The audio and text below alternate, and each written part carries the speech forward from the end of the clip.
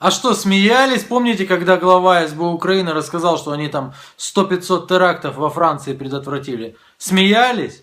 А сегодня произошло нечто. Они провели на самом деле крутую спецоперацию. И вот состоялась пресс-конференция совместная. Там был и глава СБУ, и генпрокурор наш, и глава СБУ, выдерживая театральные паузы, начал.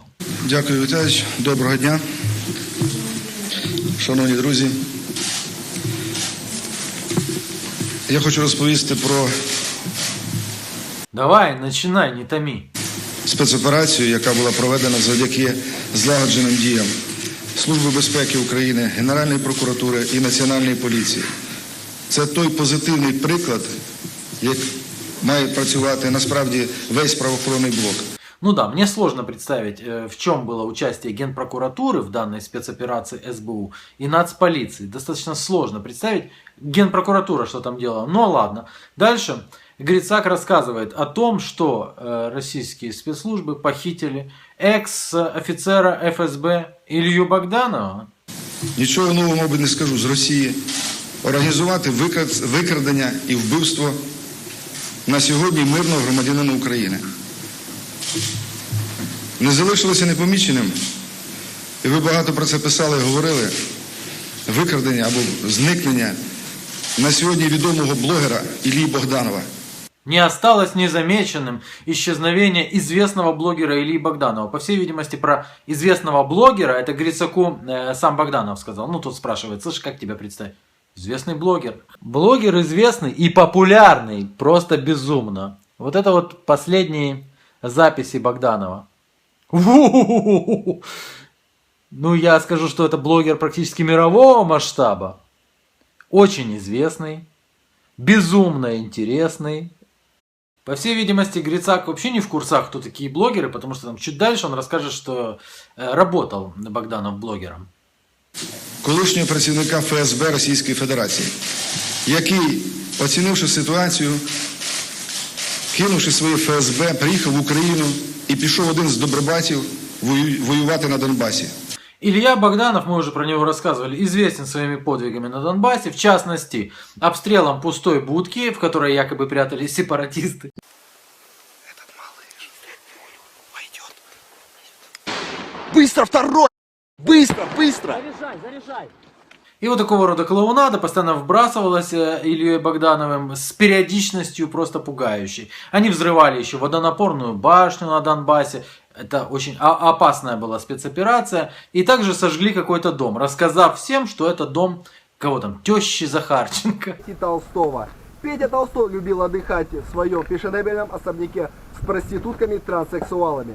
Но... Злые языки говорят, что ни к теще Захарченко, ни к тестю Захарченко этот домик никакого отношения не имел. Но на что не пойдешь ради красивого кадра. В общем, заслужил он гражданство. Він йшов до цього майже 9 місяців, аби отримати паспорт з українським тризубом. Ну, правда, советник президента Бирюков впоследствии нелестно отзывался о Богданове, которому он помог получить гражданство. Я имел несчастье связаться с таким же россиянином Ильей Богдановым, который аж у нас воин АТО и прямо в духе, прямо на передовой там и так далее и тому подобное.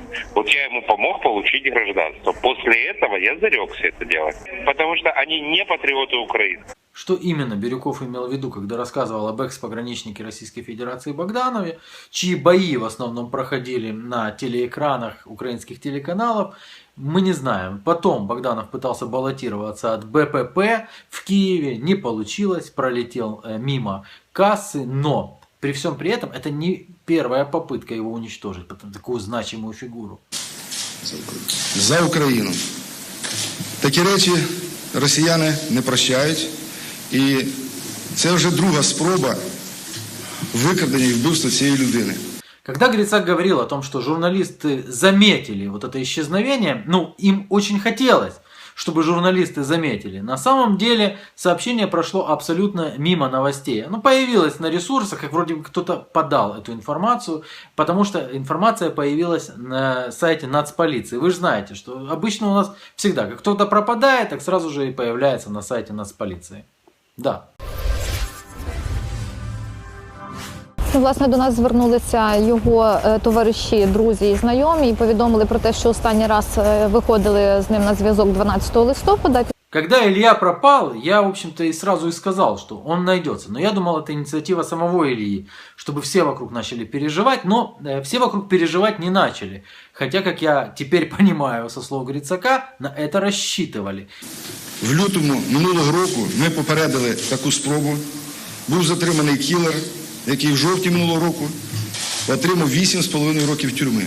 Действительно, задержали киллера, он должен был убить Богданова из снайперской винтовки. А об этом сообщил Маркиян Лубкивский, тот самый, который рассказал о том, что Пореченков устроил сафари и убил 50 дончан. Сообщил об этом Лубкивский на своей стене в Фейсбуке. Он рассказал, что убийство должно было состояться сразу после планового интервью Богданова телеканалу 112.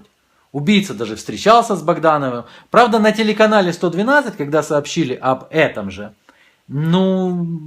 придали сомнению его слова, потому что убийца даже встречался. Отметим, канал 112 ничего не знает о планируемом интервью. Кроме того, представители телеканала пытаются связаться с советником СБУ для уточнения, откуда он располагает такой информацией. Но тихо. В Киеве 2 или 3 месяца назад похитили прямо на улице, возле его собственного дома, одного из серьезных чиновников Укрзалезницы. И его и след простыл. СБУ найти не может, никто найти не может, и забыли. А здесь же моментально нашли. Как? Как СБУ?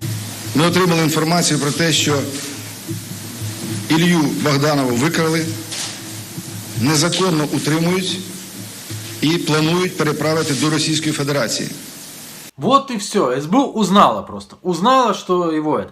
И возле границы этих выкрадачів задержали. Илью, соответственно, освободили. Знайшовши місце перебування викрадачів, нами поблизу кордону було організовано захоплення цієї групи. Ми їх називаємо логістами. Це громадяни України. Будь ласка, покажіть відео захоплення. Уже даже название придумали для этой группы. Логисты. Ну, а дальше, собственно, видео задержания. Работаем.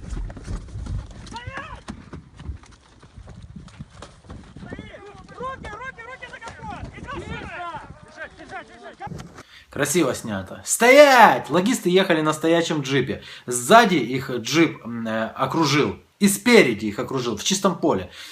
Просто СБУ умеет появляться из-под земли.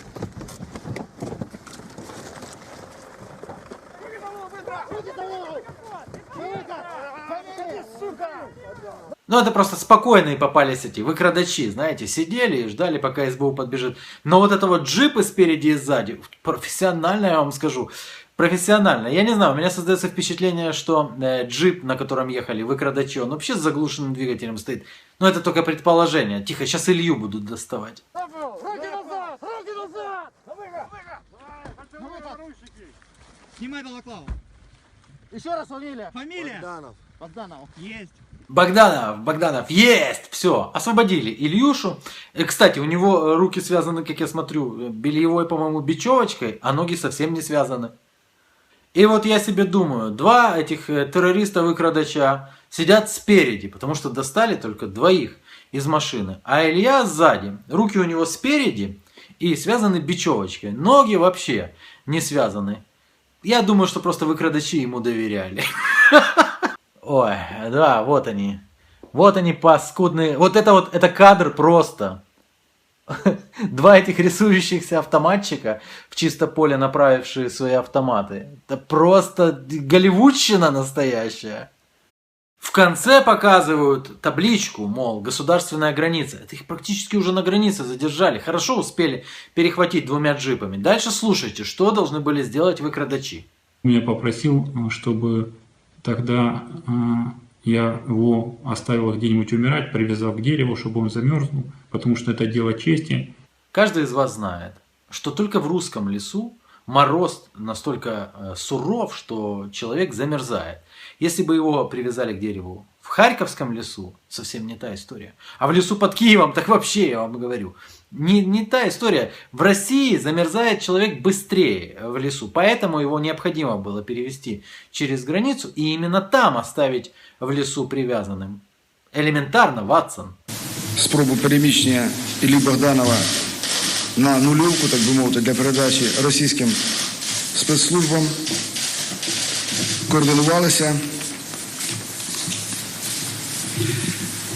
координувалися контактером з того боку.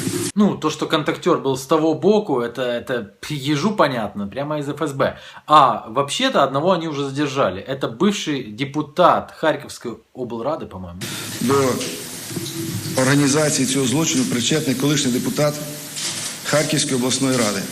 И вот уже харьковский депутат рассказывает, как все было. Причем он читает даже собственную фамилию.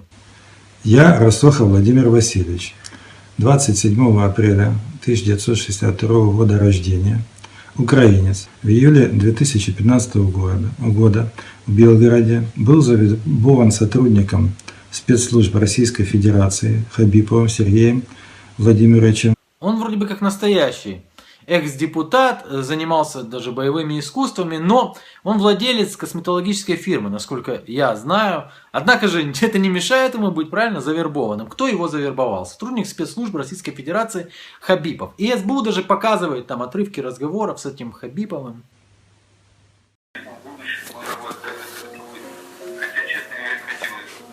Вот фотография этого Хабипова сверху. Но я вам покажу полную фотографию.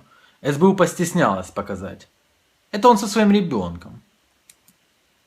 У него только-только родился ребенок, а сам он житель Харькова на самом-то деле. И этот сотрудник спецслужб Российской Федерации, кадровый ФСБшник, настолько кадрово углубился вообще в вопрос, что в 2009 году, к примеру, на харьковских форумах пропагандировал инвестиции в золото, рассказывал о том, как открыть ломбарды, ну и прочие всякие вещи. А еще, по моей информации, он искал деньги на то, чтобы открыть свиноферму, хотел заниматься бизнесом.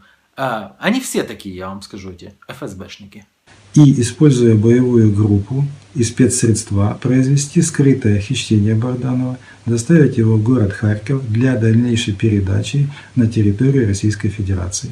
Те, кто это придумал, давайте называть вещи своими именами, у тех большая проблема, мне кажется, с географией. Потому что, если бы у них не было этой проблемы, они бы знали, что в Черниговской области, это от Киева ближе, и передать кого бы то ни было в Россию проще, чем вести человека через, сколько там до Харькова, 500-600 километров, я не помню просто, от Киева, да, где выкрали они этого Богданова и повезли в Харьков, чтобы там передать через границу. Пуф.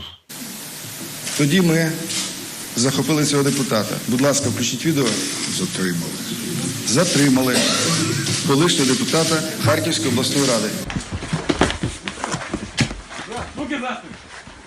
Так, показали, как задержали депутата, там опять двоих задержали. Вы обращайте внимание, да, в джипе двое, здесь двое. Ну, а дальше, в общем-то, глава СБУ рассказывает, что Богданов работал блогером на Фейсбуке. Вы не в курсе, кстати? Платят, я вам скажу, за посты о пирожках там, или там о посещении Богдановым там монастыря. Платят такие деньги, что... Він працював у місті Києві, будучи, наголошую, цивільною особою, блогером. Объяснили бы уже этому старперу, что такое блогер. Дальше. В общем, эта вся террористическая группа оплачивалась прямо из Москвы, из московского банка. Им деньги отправляли переводом. Серьезно. У нас є ця проводка, є квитанція. Довірена особа цього депутата отримала ці гроші на свій рахунок. Це за сам факт викрадення. Да, доверенное лицо получало прямо на свой счет, прямо из Москвы, из самой Москвы, понимаешь. А знаете, за сколько воруют сейчас в Киеве экс-ФСБшников? $900 на группу. Виникли проблеми у них з логістикою. Ми гралися з ними, скажу чесно, 3 дні. До честі наших бійців Альфи, їм дійсно доводилося 3 дні лежати в кікіморах в снігу. Лежали они в снегу в кикиморах, потом появились джипы. Но если они лежали в снегу 3 дня, так они бы уже и долежали бы тогда, и захватили бы этот джип без вот этой вот киношной штуки с 2 джипами. Ну, как-то, что он такое говорит, слушайте. Грушники сработали, украсть получилось.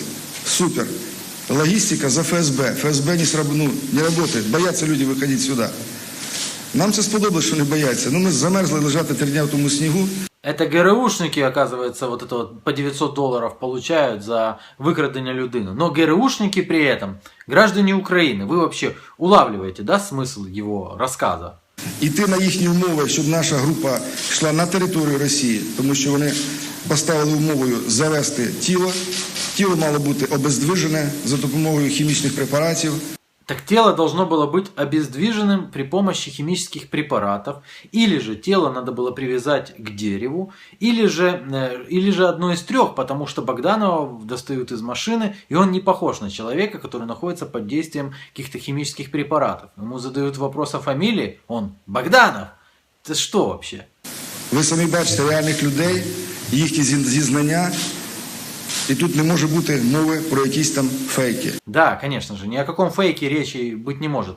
Дальше Грицак рассказывает совсем удивительные вещи, что тело нужно было от крайнего здания пронести 400 метров, а от крайнего здания в чистом поле пронести до границы, а зачем тогда они его везли? А тіло потрібно було пронести від крайнього дому, від населеного пункту, приблизно 400 метрів. Опять-таки, 400 метров надо было донести, как я понимаю, до границы, но решили повезти на джипе. При этом тут же сейчас Грицак рассказывает, что отказались выйти ФСБшники, получается, на нашу сторону, и тогда надо было привязать этого Богданова к дереву, чтобы он замерз и скончался. Відмовилися виходити російські, так би мовити, логісти. Тоді запропонували нашим логістам, оскільки вони відмовилися вбивати Богданова, бо були вже під нашим контролем, просто запропонували прив'язати до дерева Ілью Богданова, щоб він там за 2 дня від переохолодження там, чи від чого помер. Так, стоп, подождите. Та сторона отказалась выходить его принимать. И сказали его, тогда привяжите его к дереву, и пусть он там засохнет, то есть замерзнет. В общем, а куда же тогда ехал этот джип, который захватили? Хорошо, давайте представим так. Ну, куда он ехал? Он же к границе ехал. Представим так, хорошо. Его захватили, а после этого начали оперативную уже игру с той стороной. И начали им говорить, да, выйдите, заберите, Богданов у нас, заберите его. А те отказались и сказали, привяжите его к дереву. Но тут немного по датам у нас получается нестыковочка какая-то. И чуть позже я объясню. А тепер я пропоную запросити до цієї зали. А теперь в лучших традициях Болливуда появляется сам Богданов, наш герой. По всей видимости, планировалось, что в зале начнут его встречать аплодисментами, но не получилось. Самого Іллю Богданова.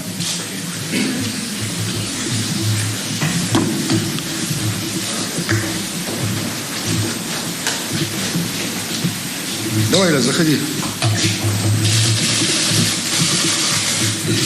Ми вже одного разу так з Іллею спілкувалися у мене в кабінеті, да, Ілля?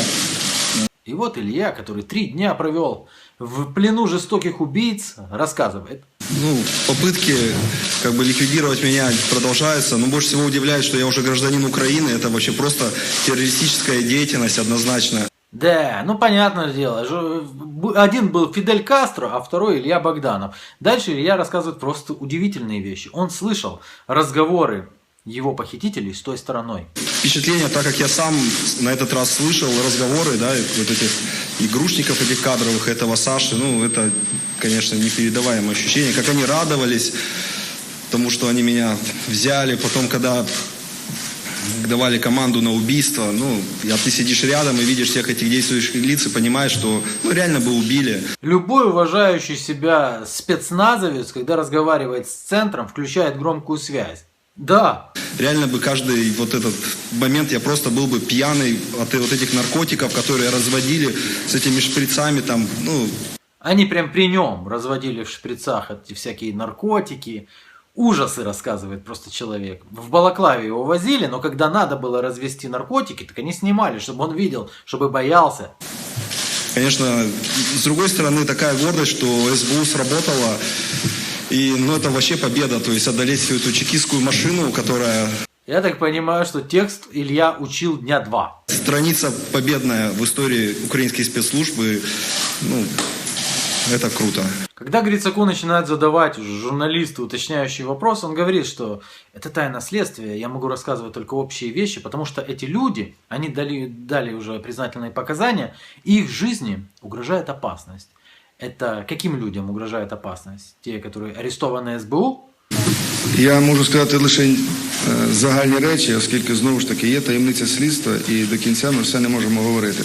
Тому що ці люди, звичайно ж, пішли на співпрацю зі слідством, в подальшому. І їхньому життю може загрожувати небезпека. Ну, окей, хорошо. Им угрожает опасность, наверное, в застенках СБУ как раз таки. Дальше он просто меня обескуражил. Можу сказати, що їх було двоє. Да ты что? Двое в джипе, двое в домике. Правда, те, кого они вытаскивали из джипа, вот подозрительно как-то лица отворачивали, и шапочки вот сюда были надвинуты, как вроде бы договорились с СБУшниками. Слышите, давайте лицо только не снимайте. Арестовывай, но лицо не снимайте. А як відбувалося викрадення? Можна знати? Ні, деталі я не буду розголошувати. Це в Києві було, так? Так, це було в Києві. А ведь это очень важно. Это же может все следствие перечеркнуть, если он расскажет, как именно выкрали в Киеве, да, экс-ФСБшника Богданова. Ну, интересно, на самом деле. Затриманих всього по цій справі скільки разом? По цій справі затриманих зараз троє. Ну вот, уже трое задержанных, только я не могу понять. Одного, который сидел в джипе, отпустили на волю, или одного, которого в доме задержали, отпустили на все 4 стороны. Или у Грицака просто с математикой, он забыл уже сам, что он там насочинял. Ну, то, что я слышал из переговоров, да, допустим, когда вот этот организатор общался, его хвалили за то, что он именно идейный человек, в отличие от тех, которые за деньги, которые исполнители были. Ну, то есть он реально понимал, кого он ворует, зачем он ворует, он все это осознавал. Абсолютно. Его там хвалили, они радовались и говорили, побольше бы таких. И предполагалось, что будут на потоке продолжать после меня остальных воровать. Да-да, на поток поставить. Конвейер выкрадень экс-ФСБшников. И опять-таки подчеркну, ни один уважающий себя ФСБшник или ГРУшник не позволит себе не включать громкую связь в присутствии того, кого он выкрал. Даже надо включить, и чтобы он услышал. Да, там, так, Семен Сергеевич, 85-го года рождения. До Іллі застосовували силу, його знедвижували і багато чого іншого. І багато чого він просто фізично не міг чути, бо перебував в такому стані, що... Замечая, что его подопечный на выдумке Мастак, Грицак вмешивается, потому что Илью начинает нести. Так много слышал, а тут же Грицак рассказывает. Нет, он не мог слышать много чего, потому что он там под действием наркотиков, опять-таки, обездвиженный. Мы видели.